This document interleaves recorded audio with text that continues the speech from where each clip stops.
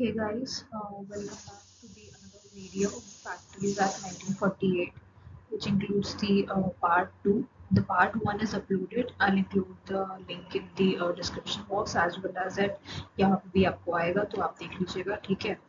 आई बन के आ रहा होगा. And let's get started. So in continuation, we'll start with the working hours for children.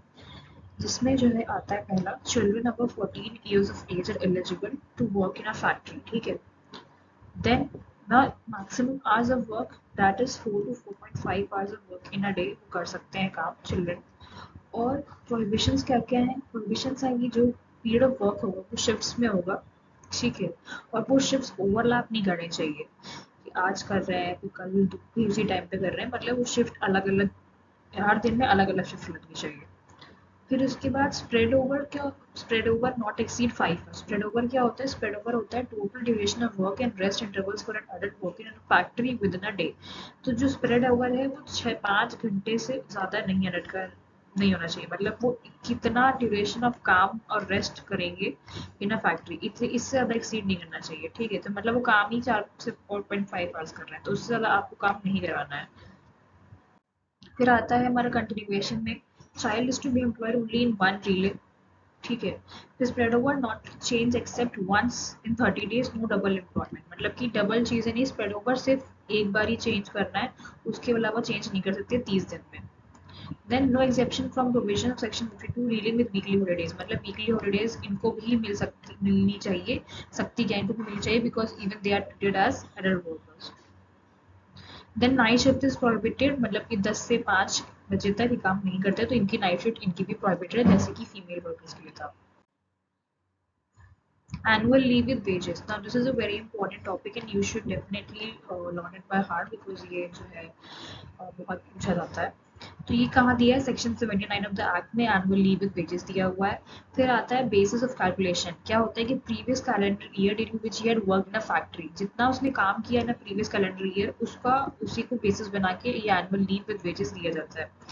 Qualifying period होता है. क्या होता है क्वालिफाइंग पीरियड? क्वालिफाइंग पीरियड अगर तुमको एनुअल लीव विद वेजेस चाहिए तो qualifying period minimum number of 240 दिन को इंक्लूड किया जाता है.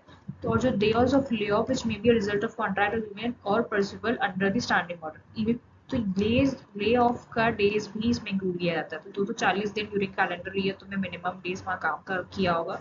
या फिर तो ये क्या होता है? Leave earn in the year. Female workers के लिए maternity leave not exceeding 12 weeks, ठीक है. तो इनके लिए ये 12 वीक्स नहीं आगे नहीं होना चाहिए. फिर उसके बाद if according to above computation total number of days is 240 और more than it should be calculated on the basis of rate of leave. Minimum 240 है, अगर इससे कम है तब तो नहीं हो सकता, लेकिन 240 होना चाहिए. और अगर 240 से ज़्यादा है तो basis of rate of leave पे होना चाहिए, ठीक है. अडल्ट के लिए कैसे होगा? 1 day for every 20 days of work perform by him during previous year. 20 दिन के लिए 20 दिन का जो काम है उसको इक्वल टू 1 day करेंगे रेट ऑफ लीव निकालने के लिए. और चाइल्ड के लिए 15 दिन का is equal to 1 day for him performing by previous year. अब इसमें क्या गणित लगती है वो तो वही लोग जाने. फिर आता है हमारा अनपेड लीव का कॉन्सेप्ट. अनपेड लीव का कॉन्सेप्ट क्या कहता है? If a worker has not availed of his portion of leave in one calendar year then such remaining portion of leave shall be carried over and added to the leave to be allowed to the succeeding calculated year subject to the condition that the total number of days to be carried forward. तो उसको इसने पिछले साल में नहीं लिया है वो आप उसको अगले साल में लगाओगे, लेकिन उसकी कुछ कंडीशंस होती है. उसकी कंडीशंस क्या है? पहली कि अडल्ट के लिए 30 दिन, चाइल्ड के लिए 40 दिन, ठीक है.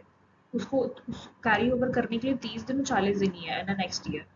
और अगर आप वर्कर ने वेजेस वाली लीव अप्लाई करी है और उसको पिछले साल वो चीज़ नहीं दी गई थी ड्यू टू द सबडॉट स्कीम जो कि इस प्रोविजन में आ जाती है, इस चीज़ के लिए उसमें कोई भी लिमिट नहीं लगेगी. उसको वो लीव अगर वेजेस वाली लीव है तो कोई लिमिट नहीं लगेगी due to any scheme that was drawn up in the section. फिर उसके बाद अनपेड लीव कैसे एक्सेस करनी है? आपको एक एप्लीकेशन देनी है मैनेजर को एटलीस्ट 15 दिन एडवांस में. फिर उसके बाद अगर पब्लिक यूटिलिटी केस है जहाँ पे application of leave can be build of in 3 installments in year at the most, ठीक है. फिर अगर वर्कर को जो है लीव विद वेजेस चाहिए, worker want leave with due to him over a period of illness, he needs to apply in advance. अगर illness की वजह से उसको चाहिए तो उनको एडवांस में अप्लाई करना है। इस सब चीज़ों में administrable to him that are required to be paid in advance within 15 days and in case of public concern within 30 days from the date of application requesting grant of leave. तो ये 15 दिन के अंदर और जो है ये 30 दिन के अंदर इनको जो जब इन्होंने रिक्वेस्ट डाली है इनको मिल जानी चाहिए वो वेजेस, ठीक है। किसको, जो है इस कंसर्न से लेके आते हैं अपने लिए। तो ये पब्लिक यूटिलिटी के लिए 30 दिन में मिल जानी चाहिए और बाकी सब चीज़ों में 15 दिन में मिल जानी चाहिए। फिर आता है हमारा unawarded leave and notice of discharge and dismissal, this shall not consider while computing the period of any notice required to be given by occupier before disqualification और डिसमिसेबल। तो ये सेक्शन 79 फर्स्ट 12 में दिया हुआ है। Unpaid leave, unawarded leave and notice of discharge and dismissal क्या होगा, ठीक है। फिर उसके बाद आता है हमारा wages during leave period to be calculated according to section 80। Leave period में कैसे वेजेस कैलकुलेट करना है, सेक्शन 80 आप पढ़ लेना, ठीक है। इसमें एक्सप्लेनेशन जैसा कुछ नहीं है। देखो फैक्ट्रीज एक्ट कैसा है जिसको तुम मतलब पढ़ के तुम समझ सकते हो क्या चीज़ें हैं क्या चीज़ें नहीं है। फिर उसके बाद जो है advance payment of leave wages section 81 में दिया हुआ है। फिर एडल्ट वर्कर्स, इसमें क्या है कि adult workers will be allowed leave for not less than 4 days and a child for not less than and can claim payment in advance of leave wages, ठीक है। 4 दिन एडल्ट का, बच्चे का 5 दिन। फिर इसके बाद सेवंथ में क्या है, mode of recovery of unpaid wages section 82, it is recovered by worker the payment of wages act 1936 employer makes default. Unpaid wages है तो आप पहले एम्प्लॉयर से बोलेंगे, अगर वो नहीं देता है तो आप पेमेंट ऑफ वेजेस एक्ट 1936 में जा सकते हैं। ये सेक्शन 82 ऑफ द एक्ट में दिया हुआ है, ठीक है। फिर उसके बाद आता है हमारा पावर ऑफ स्टेट गवर्नमेंट, जो कि सेक्शन 83 है, जो डायरेक्ट करता है मैनेजर्स को उसकी भाई के रजिस्टर रखो, उसमें प्रिस्क्राइब फॉर्म में पर्टिकुलर्स डालो क्या कैसे तुम पेमेंट दे रहे हो क्या वेजेस दे रहे हो। और फिर उसके बाद इंस्पेक्टर के पास जाता है for examination. So that's it for the Factories Act, and I hope you like the video. Do like, share, and subscribe my channel, and we'll meet in the next video. Thank you so much.